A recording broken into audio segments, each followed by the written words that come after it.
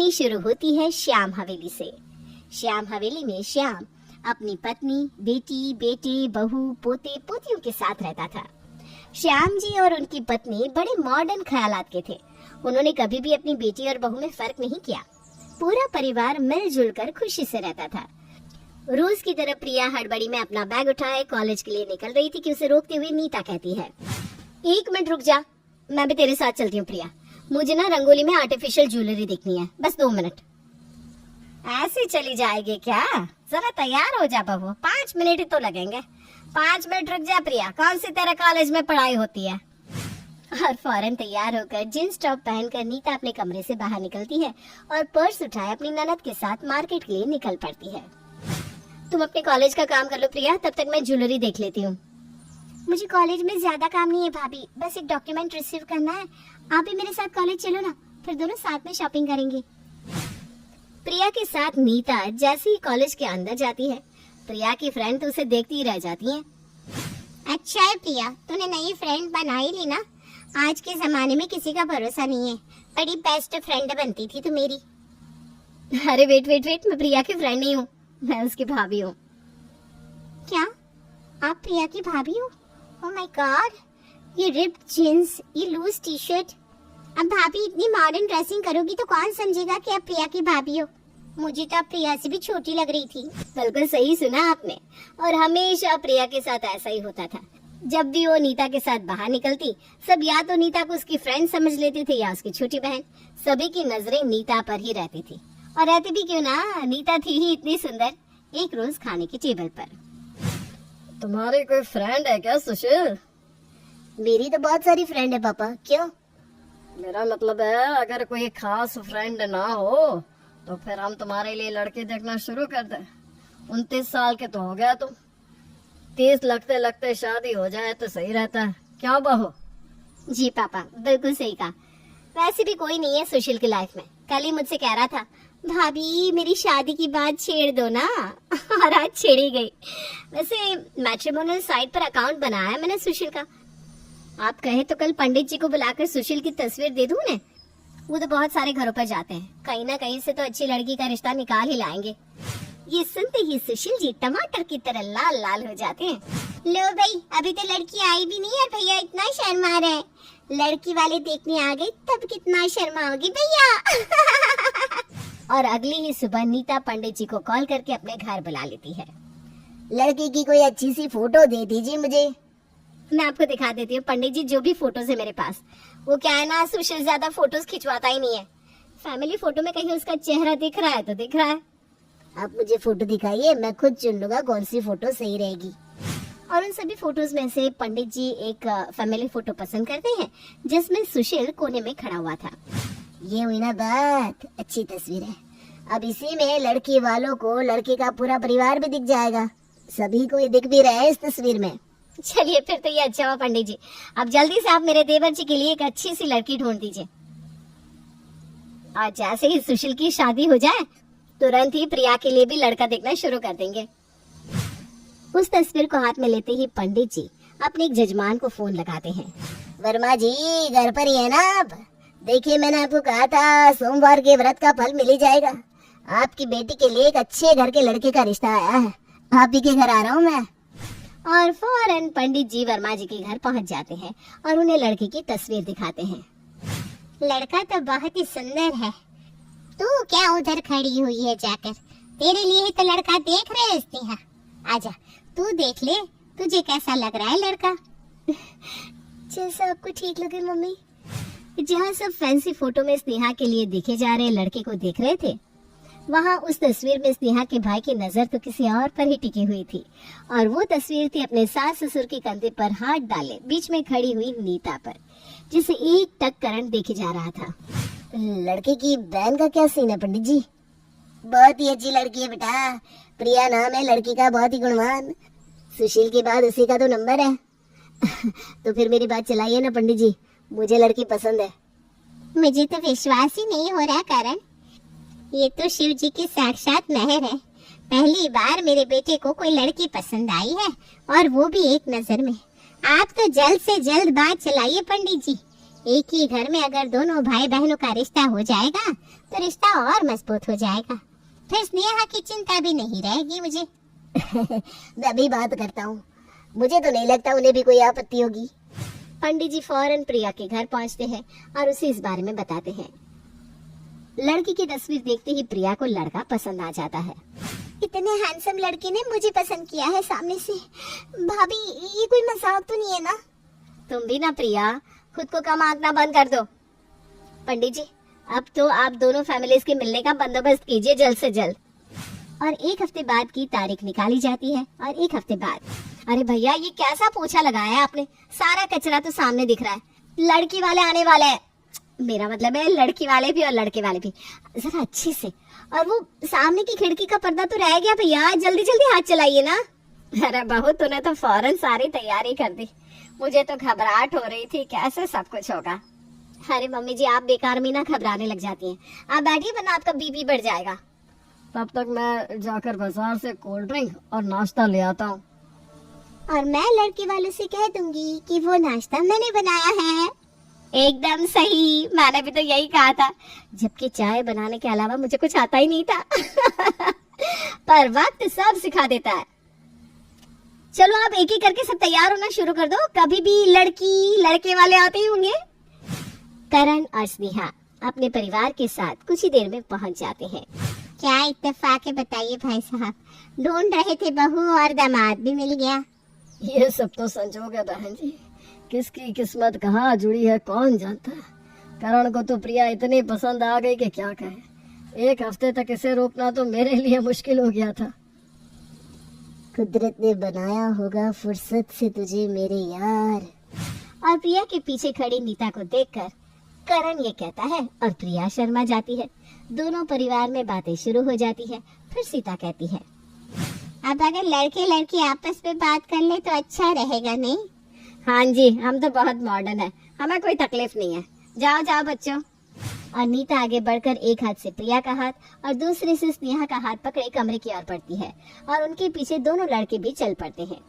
सुशील और स्नेहा एक कमरे में बात कर रहे होते हैं और दूसरे में करण के पास प्रिया को छोड़कर जैसे ही नीता बाहर निकलती है, करण कहता है, आप कहाँ जा रही है? यही रुकिए ना। ये तो सुशील से भी शर्मिला निकला। कहीं नहीं जा रही हूँ मैं, पूछिए क्या पूछना है। ये कहकर नीता दरवाजे की ओर मुंह फेर कर खड़ी हो जाती है। हाय ये शर्म। ओह माय गॉड, अगर इसी तरह वन लाइनर देता रहा तो मैं तो नजरें भी उठा नहीं पाऊंगी। नीता की ओर देखता हुआ करण अपने सवाल पूछना शुरू कर देता है। आपको सबसे ज्यादा क्या पसंद है? रंग।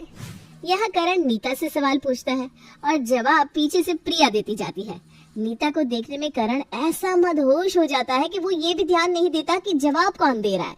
और इसी तरह सवाल जवाब का सिलसिला पूरा होने के बाद सभी वापस हॉल में लौट आते हैं। तो बताओ बच्चों, तुम लोगों की क्या राय है? मुझे सुशील पसंद है मम्मी। मुझे भी पसंद है। हमें भी मंजूर है। अब सब तैयार ही है तो अभी ही सगुन कर देते हैं। दोनों परिवार आमने सामने बैठ जाए तो अच्छा होगा। और फौरन दोनों परिवार नेक की तैयारी में लग जाते हैं और फिर रस्म शुरू होती है। प्रिया करण के ठीक सामने बैठी थी। सब उसे रस्म बताते हैं और करण वैसा वैसा करता जाता है। प्रिया को टीका लगाने और पैसे देने के बाद करण उठकर नीता के पास जाता है और टीका लगाने के बाद नीता के हाथों में भी 5100 रुपए रख देता है। लगता है इनके घर में पहले छोटी बहन को पैसे दिए जाते हैं, उसके बाद ही बड़ी बहन के साथ रस्म करने का रिवाज होता होगा। पर मुझे क्या। अरे वाह, कितने अच्छे संस्कार है। लगता है इनके यहाँ भाभीियों को भी नेक दिया जाता है। लगता है इनके परिवार में ऐसा ही नियम होता होगा। शायद सबको नेक चढ़ता है, तो फिर इधर से मैं भी जाकर समधन जी को नेक पकड़ा देती हूँ। और इसी तरह गलत फहमी में हर कोई एक दूसरे को नेक दे देता है। और नीता के ससुराल में ऐसा रायता फैलता है कि घर का होने वाला दामाद घर की बहू का ही नेक करके चला जाता है। अब हर रोज प्रिया और करण की बातें होने लगती है। करण फोन पर प्रिया को ही नीता समझ रहा था, क्योंकि नीता की आवाज फोन पर तो उसने कभी सुनी नहीं थी। और इसी तरह गलतफहमी बढ़ती ही जाती है। फिर एक सुबह करण कागज लगाकर अपने होने वाले ससुराल के बाहर पहुंच जाता है और गाड़ी का हॉर्न बजाने लगता है। हॉर्न की आवाज सुनकर नीता ऊपर बालकनी से झांकती है। अरे वाह, प्रिया को क्या लड़का मिला है। ये हुई ना बात। भगवान करे इनकी जोड़ी हमेशा सलामत रहे। नीता अंदर जाकर प्रिया को बाहर भेजती है। आप आ गए? What a surprise. हाँ, वो कुछ गिफ्ट लाया था। अब इस बच्ची को कैसे टरकाऊं? एक काम करता हूँ, जो चॉकलेट का बुके लाया हूँ उसमें से एक चॉकलेट इसे दे देता हूँ। और करण एक चॉकलेट प्रिया को पकड़ा देता है। प्रिया उसी चॉकलेट से खुश होकर अंदर चली जाती है। नीता को ढूंढता हुआ करण अंदर आता है और किचन में चला जाता है। ये कंगन लाया था मैं, और ये बुके। अरे वाह, कितने अच्छे लोग हैं। लगता है इनके यहाँ भाभीयों को भी गिफ्ट देने का रिवाज है। नीता फौरन कंगन पहन लेती है। आइए बैठिए ना, मैं भी आपके लिए चाय नाश्ता बनाती हूँ। नहीं, एक नजर देखना था, देख लिया, हो गया, अब चलता हूँ मैं। हर संडे की तरह दोनों ननद भाभी शॉपिंग पर निकलते हैं। प्रिया मैसेज करके करण को बताती है कि वो किस मॉल में जा रही है, और नीता का दीवाना करण उस मॉल के बाहर पहुंच जाता है। दोनों लड़कियां शॉपिंग करके जैसे ही बाहर आती हैं, वहाँ कुछ मनचले उन्हें देखते ही सीटी मार देते हैं।